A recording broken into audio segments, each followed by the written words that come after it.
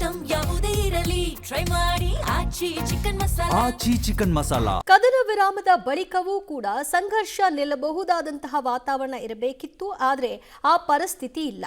ಕಾರಣ Israel Lebanon ಮೇಲೆ ತನ್ನ ದಾಳಿಯನ್ನ ಮುಂದುವರಿಸಿದೆ.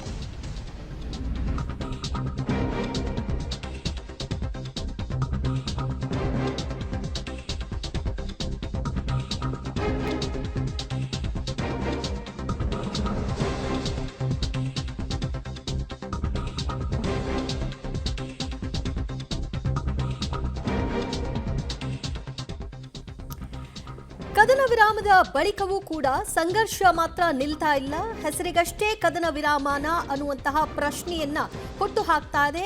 ಪದೇ ಪದೇ ಅಲ್ಲಲ್ಲಿ ಆಗ್ತಾ ಇರುವಂತಹ ದಾಳಿಗಳನ್ನ ಗಮನಿಸಿದಾಗ ಇರಾನ್ನಲ್ಲಿ ಮತ್ತೆ ಸ್ಫೋಟದ ಸದ್ದು ಕೇಳಿಸಿದೆ. ಸಿರ್ರೆ ದ್ವೀಪದಲ್ಲಿ ಹಲವು ಬಾರಿ ಸ್ಫೋಟದ ಸದ್ದು ಕೇಳಿ ಬಂದದ್ದು. ಇದು ಮುಂದಿನ ಹಂತಗಳಲ್ಲಿ ಯಾವ ತಿರುವನ್ನ ಪಡೆದುಕೊಳ್ಳುತ್ತೆ ಅನ್ನೋದನ್ನ ಕಾದು ನೋಡಬೇಕು.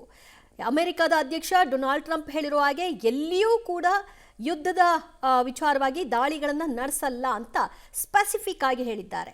ಸೊ ಈ ನಡುವಲ್ಲಿ ಮತ್ತೆ ದಾಳಿಗಳು ಪುನರಾವರ್ತನೆ ಆಗ್ತಾ ಇದೆ. ಇಸ್ರೇಲ್ ಒಂದರ್ಥದಲ್ಲಿ ಅಮೆರಿಕದ ಅಧ್ಯಕ್ಷರ ಮಾತನ್ನ ಕೇಳಿದಂತೆ ತೋರ್ಪಡಿಕೆಯಲ್ಲಿ ಕಾಣಿಸ್ತಾ ಇದ್ರು ಕೂಡ ಅಲ್ಲಲ್ಲಿ ದಾಳಿಗಳನ್ನ ಮುಂದುವರಿಸ್ತಾ ಇರೋದನ್ನ ಗಮನಿಸ್ತಾ ಇದ್ರೆ ಇದು ಯಾವ ರೀತಿಯ ಕದನ ವಿರಾಮ ಅನ್ನುವಂತಹ ಪ್ರಶ್ನೆಯನ್ನ ಹುಟ್ಟು ಹಾಕ್ತಾ ಇದೆ.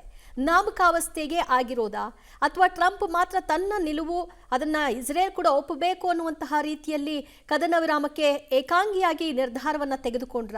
ಇದರಲ್ಲಿ ಇಸ್ರೇಲ್ನ ಸಹಮತ ಇಲ್ಲವಾ ಹಾಗಾದ್ರೆ? ಅಥವಾ ಇಸ್ರೇಲ್ನಲ್ಲಿ ವ್ಯಕ್ತವಾಗ್ತಾ ಇರುವಂತಹ ಪ್ರತಿರೋಧದ ಹಿನ್ನೆಲೆಯಲ್ಲಿ ಇಸ್ರೇಲ್ ಈ ನಿರ್ಧಾರಕ್ಕೆ ಬಂತ ಅನ್ನುವ ಹಲವು ಅನುಮಾನಗಳು ಈಗ ಔಟ್ ಹಾಕ್ತಾ ಇದೆ. ಸಿರ್ರೆ ದ್ವೀಪದಲ್ಲಿ ಈಗ ಭಾರೀ ಸ್ಫೋಟದ ಸದ್ದು ಕೇಳಿಬರ್ತಾ ಇದೆ.